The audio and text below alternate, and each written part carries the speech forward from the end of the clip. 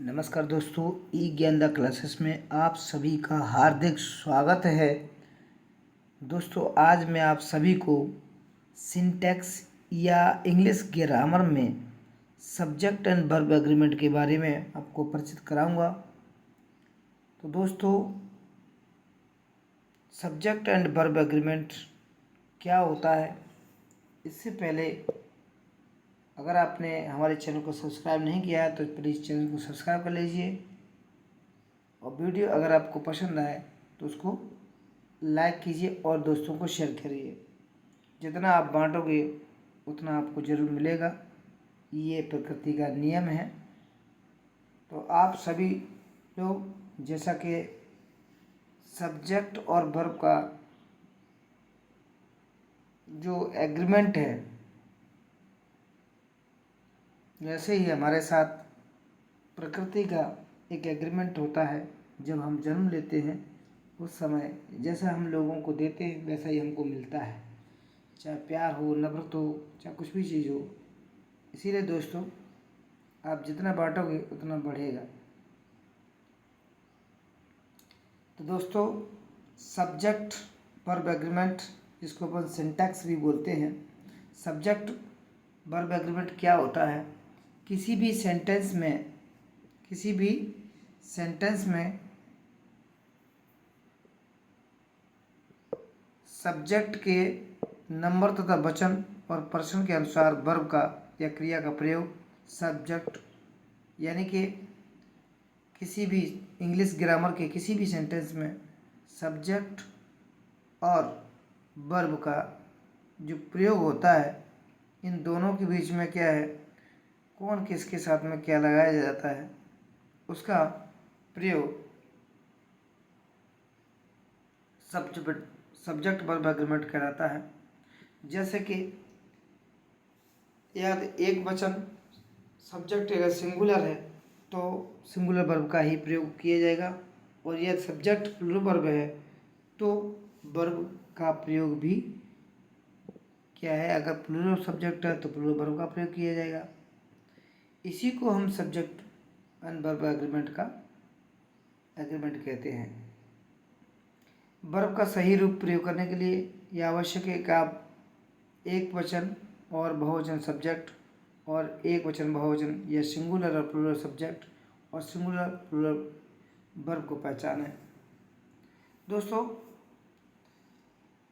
वैसे तो हम सब्जेक्ट वर्ब एग्रीमेंट को वर्षों से या वर्ब का प्रयोग वर्षों से करते चले जा रहे हैं। इसके बावजूद भी हमें इस चैप्टर की आज आवश्यकता क्यों पड़ी, इसकी अनिवार्यता हम क्यों महसूस करें? इसका कारण यह है कि आपको हम इस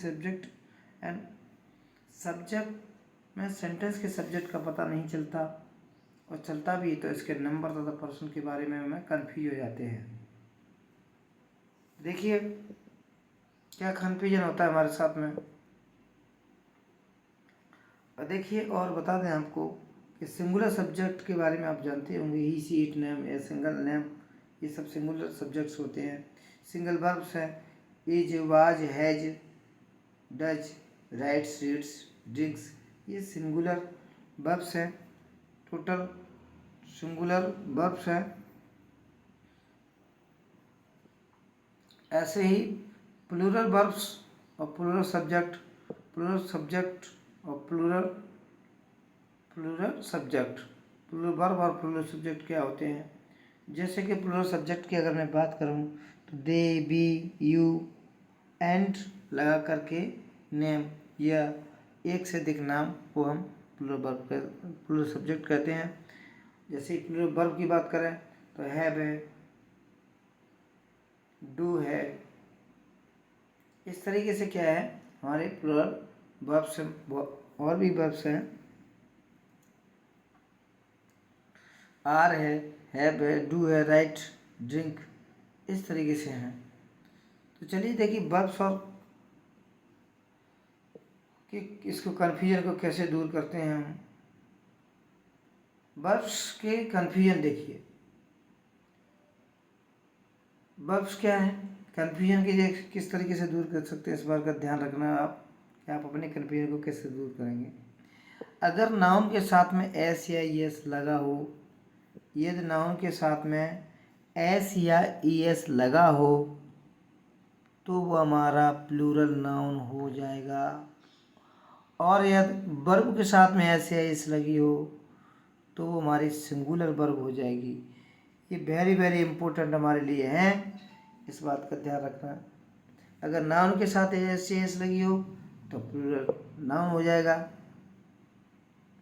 या सब्जेक्ट के साथ में एस या एस लगी हो तो वो प्लूरल सब्जेक्ट माना जाएगा। और वर्ब के साथ में अगर एस या एस लगी हो तो वो सिंगुलर वर्ब मानी जाएगी। इस बात का विशेष ध्यान रखना, ये कन्फ्यूजन हमारे साथ होता है, इस बात को समझ लीजिए। एक बार और रिपीट करके आपको क्लियर कर दूं कि अगर नाउन या सब्जेक्ट के साथ में एस या एस लगी हो तो वो प्लूरल सब्जेक्ट या प्लूरल नाउन हो जाएगा। और ये एस या एस सिंगुलर वर्ब के साथ में लगा तो वो सिंगुलर वर्ब हो जाएंगे। ठीक, तो चलिए आज हम आपको 10 गोल्डन रूल्स आपके सब्जेक्ट एंड वर्ब एग्रीमेंट के बारे में आपको बताएंगे। वैसे तो टोटल हम 80+ रूल्स कराएंगे। आज से हम सब्जेक्ट एंड वर्ब एग्रीमेंट की ये क्लास स्टार्ट कर रहे हैं, तो 80+ रूल्स हमारे जाएंगे। तो आप ने अगर चैनल को सब्सक्राइब नहीं किया तो चैनल को सब्सक्राइब कर लीजिए, ताकि आपको हमारी आने वाली वीडियोज आपके पास पहुंचते रहें। और बेल आइकन को भी प्रेस कीजिएगा। तो हमारा पहला रूल क्या है? यदि किसी सेंटेंस या वाक्य का सब्जेक्ट एक सिंगुलर नाउन हो तो इसके साथ में भी हम सिंगुलर वर्ब का प्रयोग करते हैं। जैसे मोहन ऑलवेज लेट, ऐसे ही हम कह सकते हैं कि he goes to school, SCHOO।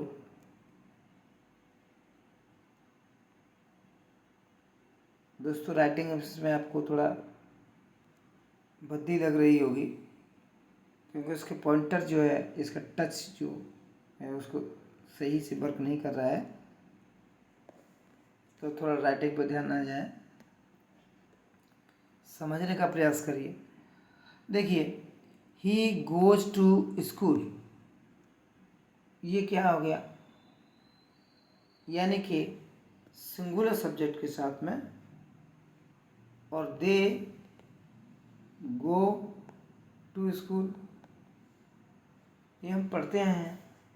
यानी कि यदि सेंटेंस के सब्जेक्ट का अगर सिंगुलर नाउन हो तो इसके साथ में सिंगुलर वर्ब का प्रयोग होता है। इस बात का पर ध्यान रखना है। Next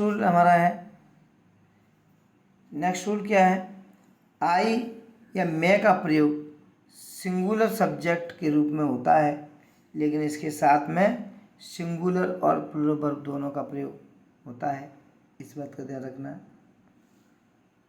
I M a teacher, इसमें आई क्या है? सिंगुलर सब्जेक्ट है। एम क्या है? सिंगुलर वर्ब है।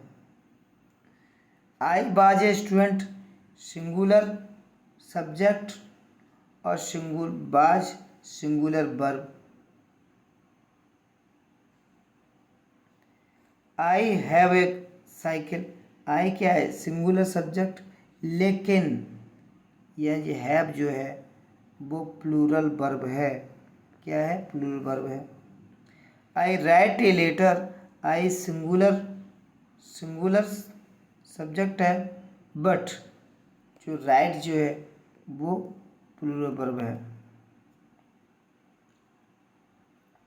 राइट, तो हम कह सकते हैं कि आई का प्रयोग सिंगुलर सब्जेक्ट के रूप में होता है, लेकिन इसके साथ में सिंगुलर और प्लूरल वर्ब्स का प्रयोग होता है।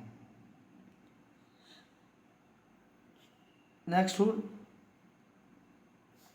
हमारा नेक्स्ट रूल ये है कि यू का प्रयोग क्या है, सिंगुलर और प्लूरल सब्जेक्ट के रूप में होता है तथा इसके साथ में हमेशा प्लूरल वर्ब का प्रयोग होता है। इसके साथ हमेशा किसका प्रयोग होता है, प्लूरल वर्ब का प्रयोग होता है। जैसे क्या है, यू आर ए स्टूडेंट। अब देखिए सिंगुलर सब्जेक्ट के रूप में इसमें प्रयोग हुआ है, सिंगुलर सब्जेक्ट और वर्ब का प्रयोग इसमें, वर्ब कौन सी है, प्लूरल वर्ब का प्रयोग किया गया है इस वाले सेंटेंस में। देखिए यू आर ए स्टूडेंट, आप ऐसे ही यू आर इंजीनियर्स। हाँ अब देखिए यहाँ ये जो क्या है वो प्लूरल सब्जेक्ट है प्लस प्लूरल वर्ब का प्रयोग किया गया है इस वाले सेंटेंस में। देखिए you are engineers, you go there, you go there, यानी यहाँ पे भी प्लूरल सब्जेक्ट और प्लूरल वर्ब का प्रयोग किया गया है। यू वर प्लेइंग, तो प्लूरल सब्जेक्ट और प्लूरल वर्ब का प्रयोग किया गया है। तो कहने का तात्पर्य यह है कि यू का प्रयोग सिंगुलर और प्लूरल सब्जेक्ट के रूप में हो सकता है तथा इसके साथ में जो वर्ब का प्रयोग होगा वो हमेशा ऑलवेज प्लूरल वर्ब का प्रयोग होगा। ओके, नेक्स्ट रूल है, नेक्स्ट रूल में जाते हैं। देखिए नीडेंट और डियरेंट का प्रयोग सिंगुलर और प्लूरल वर्ब के रूप में साथ में प्लूरल फॉर्म में होता है। क्या है इसका rule, she needn't go there, she needn't go there.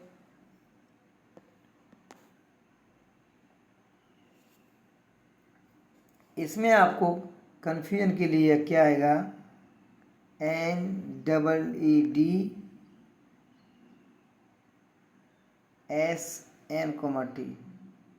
Needn't ये लिखा हो गया आएगा तो ये हमारा रॉन्ग हो जाएगा, ये हमारा राइट हो जाएगा। नीडेंट गो देयर न कि नीडेंट। डियरेंट अपोज हिज फादर, तो ऐसे ही इसमें ही डियरेंट अपोज हिज फादर। तो नीडेंट और डियरेंट का प्रयोग सिंगुलर और प्लूरल सब्जेक्ट के साथ, सिंगुलर और सब्जेक्ट के साथ प्लूरल फॉर्म में होता है। नेक्स्ट रूल है,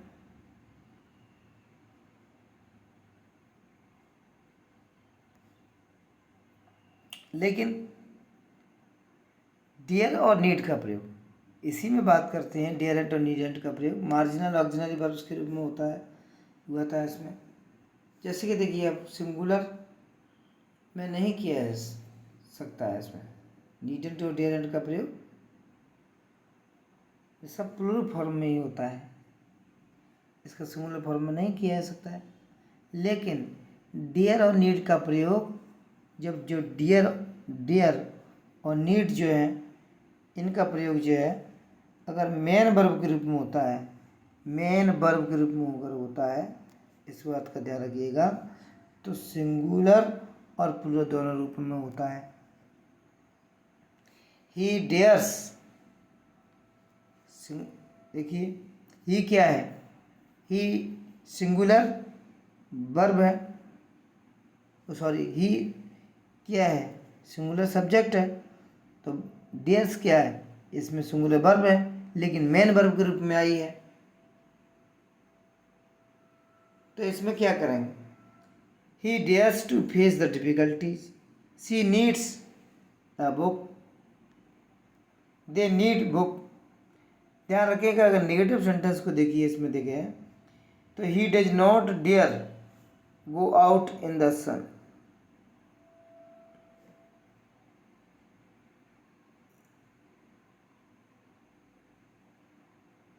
क्या होगा?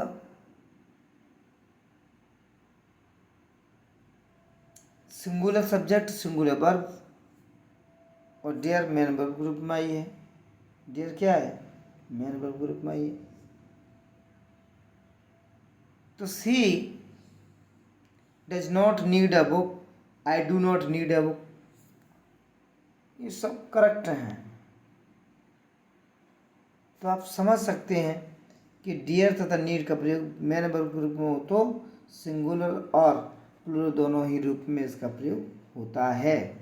इस बात का ध्यान रखिएगा। नेक्स्ट रूल हमारा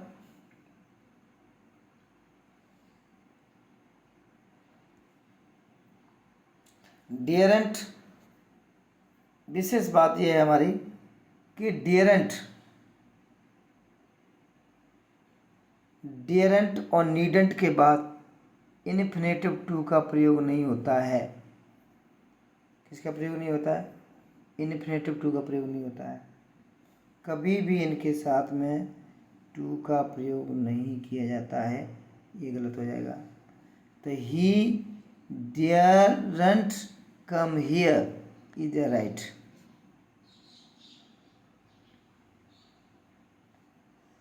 यू नीडेंट गो देयर, ये सही है। ऐसे हमारा कभी नहीं हो सकता कि he daren't to come here.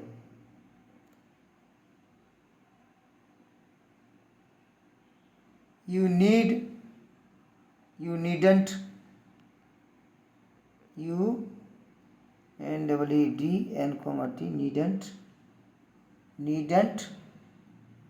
to go there. Wrong. It is wrong.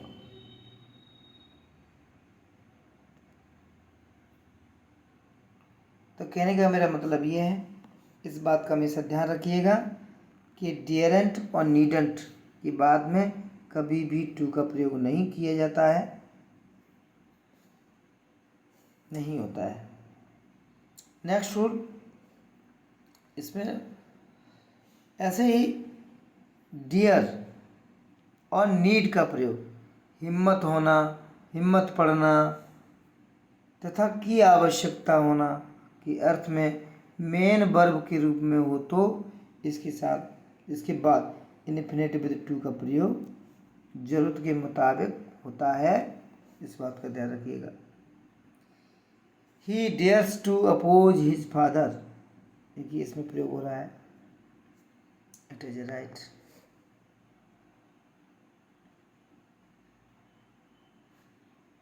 She needs to come here, it is right. समझने का प्रयास करिए। डियर तथा नीड का प्रयोग क्रमशः हिम्मत होना या पढ़ना तथा की आवश्यकता होना के अर्थ में मेन वर्ब के रूप में हो तो इसके बाद मेन वर्ब के रूप में हो तो इसके बाद इन्फिनेटिव विद टू का प्रयोग जरूरत के मुताबिक होता है। अगर जरूरत होती है तो होता है, जरूरत नहीं होती है तो नहीं होता है। राइट। नेक्स्ट रूल,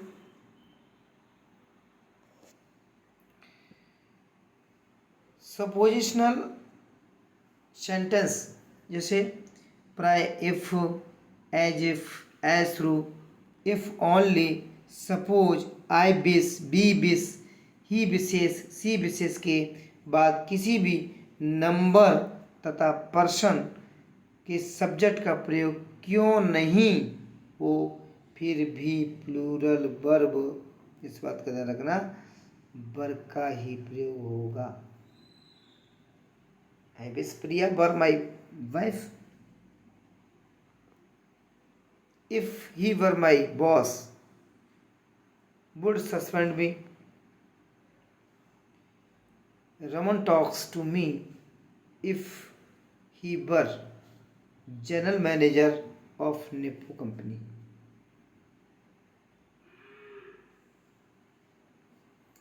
सपोजिशनल जो सेंटेंस होते हैं उसमें हमेशा किसी भी नंबर तथा पर्सन के सब्जेक्ट का प्रयोग क्यों नहीं हो, फिर भी इसमें प्लूरल वर्ब का ही प्रयोग होता है। इस बात का ध्यान रखिए। नेक्स्ट, जबकि जो कंडीशनल सेंटेंस जो होते हैं, कंडीशनल सेंटेंस अगर होते हैं इफ़, एज, थ्रू से स्टार्ट होते हैं, इसे वास्तविक स्थिति का बोध होता है। इस केस में क्या होता है, इफ़, एज दो के बाद प्रयुक्त सब्जेक्ट के नंबर तथा पर्सन के मुताबिक वर्ब का प्रयोग होता है। If you come here I will teach you. Sneha looks as though she has been working.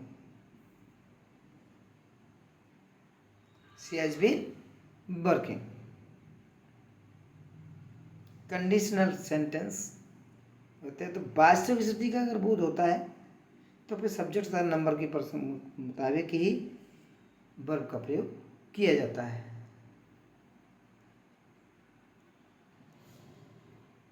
Next rule है कि ऑप्टेटिव सेंटेंस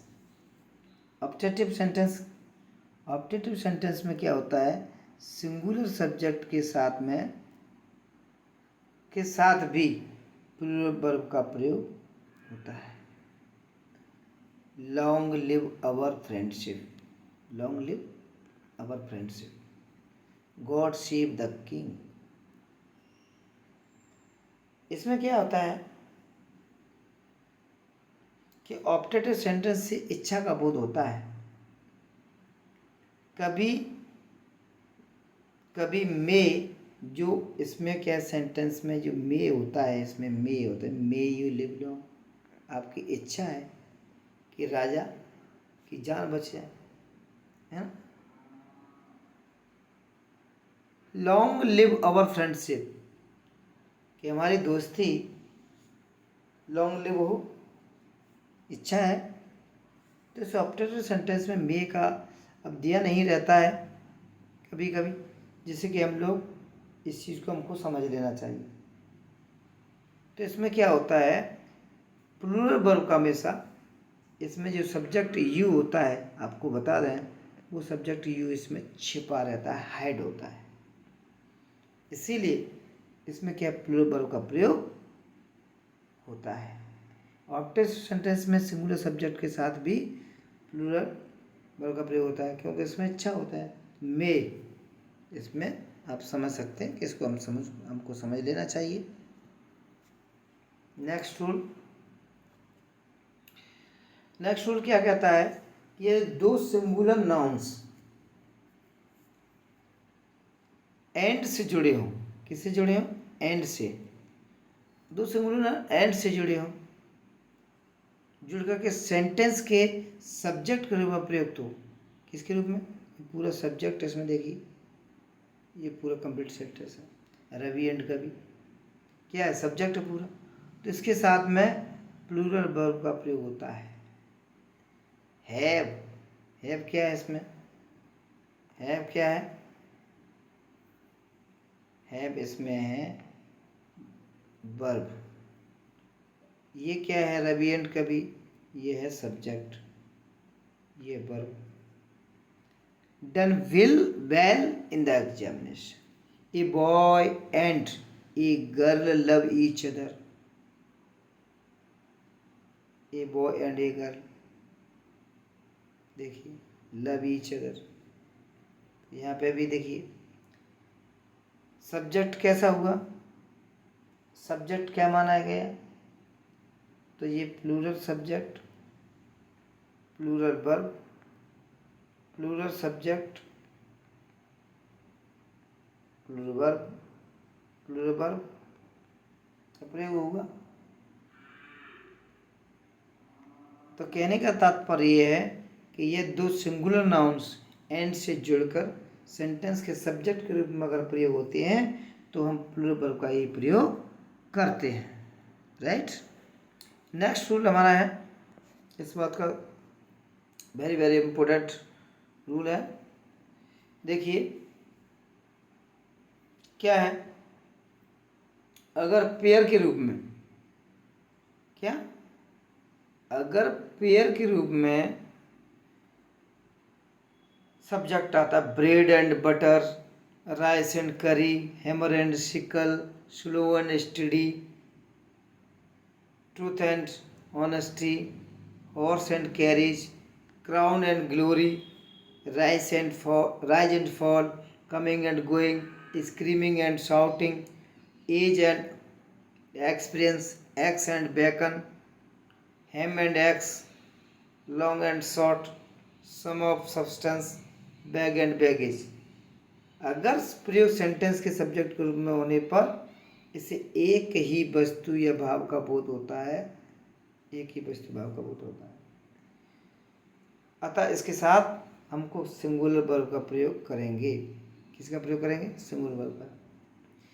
कड़ी चावल खाते हैं भाई, कड़ी और चावल, ब्रेड एंड बटर, ये सब क्या है? एक ही वस्तु या भाव का बोध कराते हैं, इसीलिए इसके साथ में हमको सिंगुलर वर्ब का प्रयोग करना चाहिए। एग्जाम्पल से समझते हैं। देखिए ब्रेड एंड बटर, क्या? Bread and butter is my favourite breakfast. Rice and करी इज पॉपुलर डिश। ये दो सिंगुलर अनकाउंटेबल नाउन, कैसे? सिंगुलर अनकाउंटेबल नाउन एंड से जुड़कर सेंटेंस के सब्जेक्ट के रूप में प्रयोग हों तथा इससे क्लास का बोध हो, इसके साथ में प्लूरल वर्ब का प्रयोग होता है। जैसे कि time and tide, wait for no man, fire and water do not agree, gold and silver are precious metal. क्या है? दो सिंगुलर अनकाउंटेबल नाउन एंड से जुड़कर सेंटेंस के सब्जेक्ट के रूप में प्रयुक्त हो तथा इससे क्लास के एक क्लास का बोध होता है, तो इसका क्या है? इसके साथ में प्लूरल वर्ब का प्रयोग किया जाता है। ओके,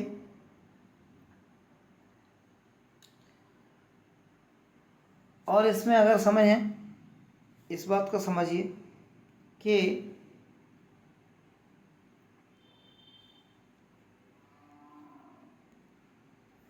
देखिए अगर आपको सेंटेंस में पेयर वर्ड्स की बात करें तो पेयर वर्ड्स की ध्यान रखिएगा। पेयर वर्ड्स आप ये समझें कि उनके साथ में क्या यूज होगा? माई mother and father, my mother and father, तो क्या हुआ?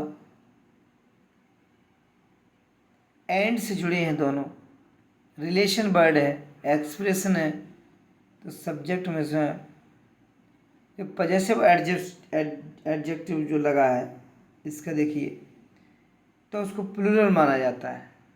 अब प्लूरल क्यों माना जाता है?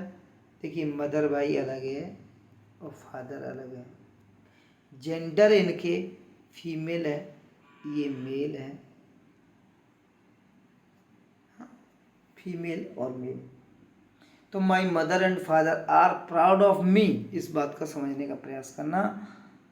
ऐसे your uncle and aunt want to settle in Delhi, तो अंकल और आंट, योर अंकल और आंटी एंड से जुड़े हैं,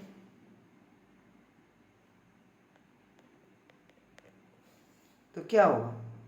अंकल आंट और आंट के साथ में क्या हुआ?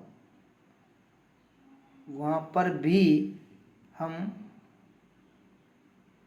जो वर्ब लगाएंगे वो प्लूरल वर्ब का प्रयोग करेंगे, इस बात का आप ध्यान रखिएगा। क्योंकि माई इस तरीके से आते हैं कि अब पेयर, बोले सर आपने तो क्या है पेयर बताया, तो पेयर माता पिता भी तो पेयर है, भाई बहन पेयर है। तो ये नहीं है, पेयर नहीं है, वो अलग अलग व्यक्ति हैं, अलग अलग जेंडर है। माता पिता, दादा दादी, चाचा चाची, भाई बहन, भैया भाभी, क्या है, ये पेयर जरूर हैं, लेकिन जेंडर के कारण ये अलग अलग हैं। Okay, clear? ठीक है,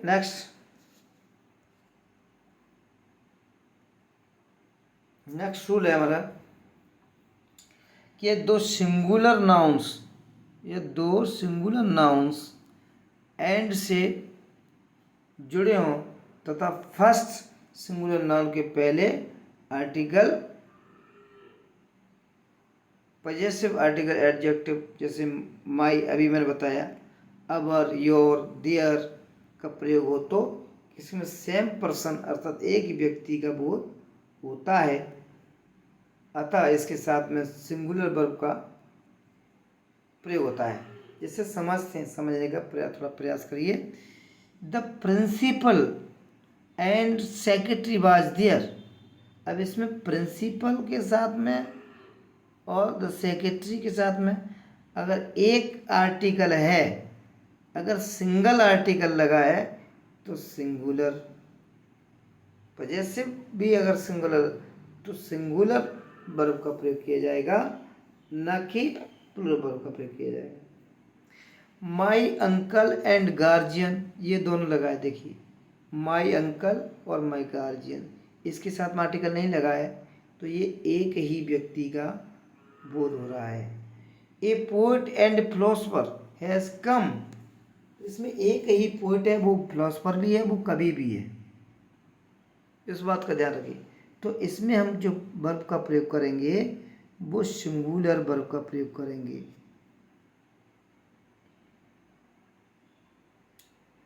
सिंगुलर वर्ब का प्रयोग करेंगे। अगर नेक्स्ट रूल में देखिए समझते हैं,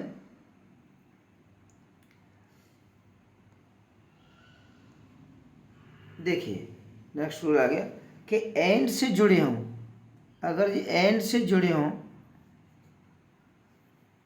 जुड़े हों और दो, अभी जैसे मैंने बताया कि एंड से जुड़े हों दोनों सिंगुलर नाउन्स के पहले आर्टिकल लगाए। देखिए एग्जाम्पल से समझ में आपको क्लियर आएगा। आर्टिकल और पजेसिव एडजेक्टिव का प्रयोग हो तो इसमें टू डिफरेंट पर्सन अर्थात दो अलग अलग व्यक्तियों का बोध होता है। इसे हम प्लूरल मानते हैं, प्लूरल सब्जेक्ट मानते हैं, तो प्लूरल वर्ब का भी प्रयोग करेंगे। जैसे कि देखिए अभी मैंने बताया था को कि the principal and the secretary, तो इसमें द का प्रयोग नहीं हुआ था, अब इसमें द का प्रयोग हुआ है। अगर इस तरीके से होता है तो हमारा जो सब्जेक्ट भी अलग, दो आर्टिकल लगते हैं, तो आप समझिएगा कि दो अलग अलग व्यक्तियों का बोध हो रहा है। तो the principal and the secretary were there, तो इसमें हमने वर का प्रयोग किया। और अगर यहाँ पर द प्रिंसिपल एंड सेक्रेटरी लगा होता तो यहाँ पर हम बाज का प्रयोग करते। किसका प्रयोग करते? बाज का। वेरी इंपॉर्टेंट रूल है, तो कई एक बार पेपर में आया है।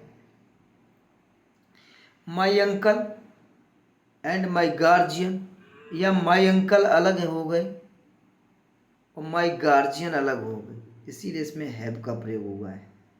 ए पोएट एंड ए फिलोसफर अलग अलग के साथ में लगा है, तो ये क्या हो गए, इसमें अलग अलग उसका बोध हो रहा है। तो दोस्तों आज के लिए सब इतना ही काफ़ी है। Thanks for watching. वीडियो को अगर पसंद आया तो अभी लाइक कीजिए और ज़्यादा से ज़्यादा शेयर कीजिए। मिलते हैं नेक्स्ट वीडियो में।